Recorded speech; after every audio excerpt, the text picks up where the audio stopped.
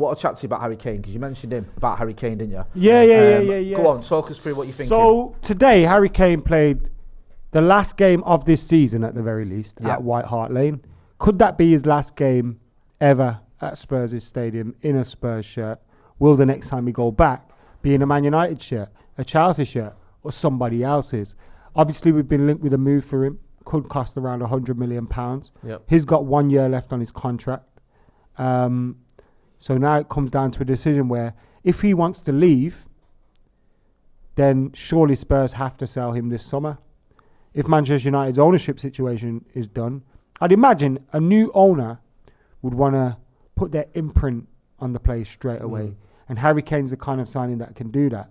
So I was just wondering what you think will happen with Harry Kane's future. Is today the last time we've seen him in a Spurs shirt at White Hart Lane or whatever it's called these days? And what are you thinking about the striker situation at the moment as well in general? We need someone, and I think we need him. Me and you did a debate about this, didn't we? Yeah. And you made a good point. Go on. You look at his statistics, and it is unbelievable. 305 goals in 513 career games. He's averaging well over 1 every 2, which is the standard sort of benchmark for a top striker. If you get 1 in 2 across your career, you've probably done very well. He's well above that. You know, if you double his goals, it'd be 600 games, and he's only played 513. He's now on 30 goals this season, 28 league goals as well, which the 30 league goal mark is reserved for a very, very few number of people. Who is it? Henry, Phillips, Andy Cole, Van Nistelrooy, Salah, Shearer, and Haaland. I might be missing 1 or 2 there, but I'm not missing many. It's genuinely very, very hard to do that, and there's a lot of great strikers who never hit that. I mean, Ronaldo as well. Did he get? Yeah, Ronaldo. Yeah, I think Ronaldo did. But it's like you're looking at, you know, a dozen or so men have ever done that, and he is 2 goals away from that this season, and he's only got 1 game left, so that probably won't happen. But he's entering that elite level even this season for a team that is shit, that is currently on their 3rd manager this season and is struggling. They've lost 4 of the last 6 games, and he's still very close to 30 Premier League goals. There's no one better than that in the world available. With all that being said, though, right, I agree with everything you just said. Do you think he'll want to come to United? Can you see him desiring that move? I think if he wants to leave, Manchester United is one of the only choices for him. He's not going to go to City. Liverpool's not Arsenal because he's not going to do that to Spurs. Although he's an Arsenal fan, he's not going to go to Arsenal. I don't think they'd have the money for him. He's not going to go abroad. No. I think he's only 2 options. Well, he's got 3 options. Go on. Spurs, Spurs. Chelsea, Manchester United. Those are your 3 options. Isn't there a bit of a rivalry with Chelsea and Spurs? Is that not? Yeah, but Poch is going to be there. 1 year left in your contract.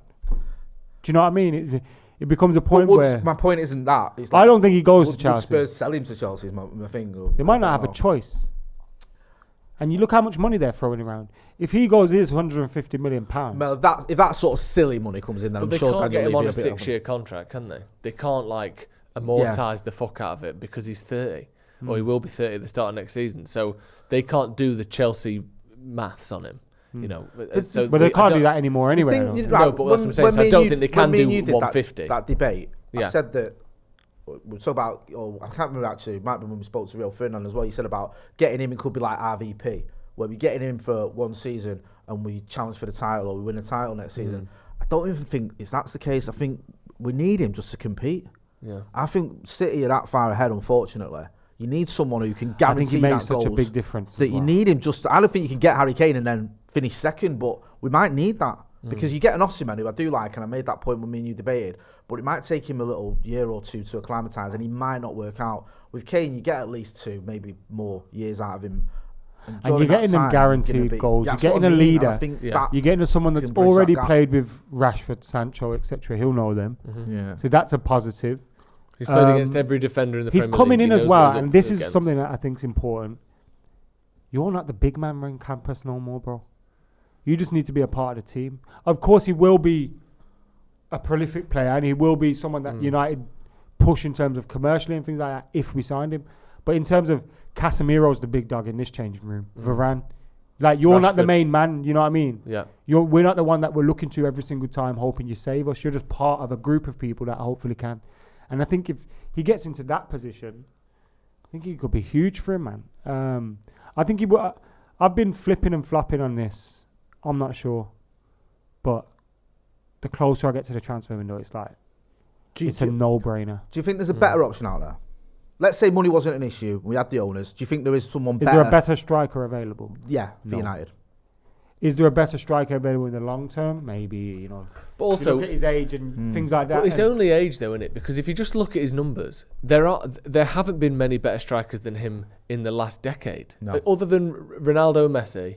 Unless Mbappe or Benzema are coming on the market. Yeah, but Benzema, he's 34. Benzema's 34, I know, but that's what I mean. Like, he's in that Lewandowski. I think he's just below the Lewandowski and Benzema bracket, and I think he would be in that bracket if he'd been below Well, that's what I'm saying. I think he would. I think he's below Benzema. I think he would be in that bracket if he'd been playing for a team that was winning trophies. If Harry Kane had been at City for the last 7 years, he would be talked about as good as, if not better than those two. Yeah. I genuinely think that he's playing for an average team and he's not won anything. And that's a good point. He does need United. He's not going to come here and boss everyone around. He's coming here as almost a sort of career lifeline of, I need some fucking trophies, lads. And help me out. Like, we can make you big man. Yeah. We can make you what those strikers are that you just mentioned. You know, coming to Old Trafford, playing at our stadium in front of our fans. Hopefully we're in Champions League football again. Yeah. All those things, you know, maybe we add a few more signings to the mix if we can. Yeah. Like, We'd even if you just added Harry Kane to this team, forget anything else. Yeah. You just add Harry Kane to this team. We've had no striker all season, man. I know.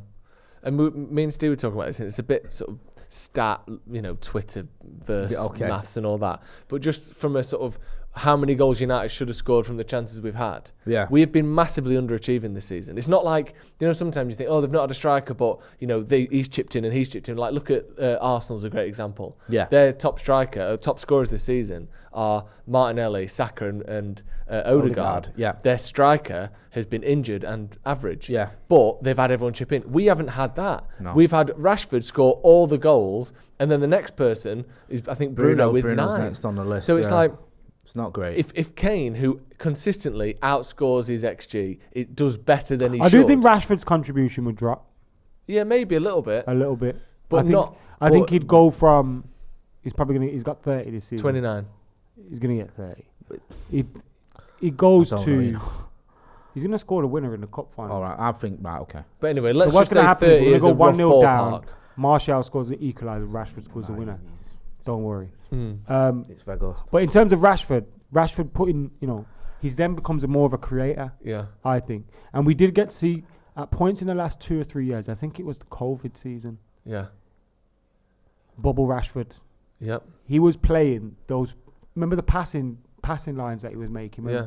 Him and also, Martial and all that. Like, as much as people love Heung-min Son, and I think he's had a couple of great seasons, Marcus Rashford is a far better, more consistent player than Heung-min Son in terms of his output year after year after year. He's had a bit of a stinker this season, and the year before last wasn't great either. Yeah. He's a very good player, and he's had better seasons than Rashford. But I think overall Rashford is as good as or better. Those two will link up. We know that. That link up is going to be sensational. We know they'll link up. There's no. And you put Bruno in there as well. You put a quality player like Marcus Rashford on the left hand side. Bruno creates the more chances than anyone. Kane in the middle, but Bruno behind him. For me, the issue isn't whether he's going to score goals, whether we're going to be better than him, whether we're better with him. Whether he's the right man and all that stuff. It's can we get him? That's the only issue. Because part of me worries that either he won't want to come, he might be. There's also the element he might just be settled in London. He might not. He's got a family. His missus just had a baby, or she's about to have a baby. I heard a madness that he's like building a new house in London, like some mansion somewhere. Yeah, and for that reason he'd want to stay, but. You don't know. 4 or 5 years, bro. You can go back to that house. Like, you know what I mean? I understand you. It's 4 or 5 I get years, it. you can go back to the house. But then if you've got young kids and you've got schools that are rolling... He might just be like, listen, I'm settled there. I can stay in London. I can sign a new deal with Spurs, break the record for everything with them. And one of the things I've held against him over the years, I've always said he's one of the best strikers in the world. But is he a loser? And if he decides to stay at Spurs, that tells me all I need to know. You're one big, massive loser. And not only is Spurs part of the problem, you're part of the problem. For why you've not won trophies. Because if you were anybody else, they leave and they go and win trophies. Now, that might sound ruthless, that might sound harsh, but it's facts, innit? Yeah. If you want to stay at Spurs, you want to get held there and just be a big fish in a smaller pond and, score loads of goals and I'm top goal. Cool story, bro. But you're not... What does it matter? What do you think? Do you think Harry Kane is a loser if he doesn't come to Manchester United? Do you think he's the answer to our problems? Do you think he will come to United? Get involved in the comments in the chat. Let us know whether you believe Harry Kane could be the saviour, if that's the right term, for Manchester United.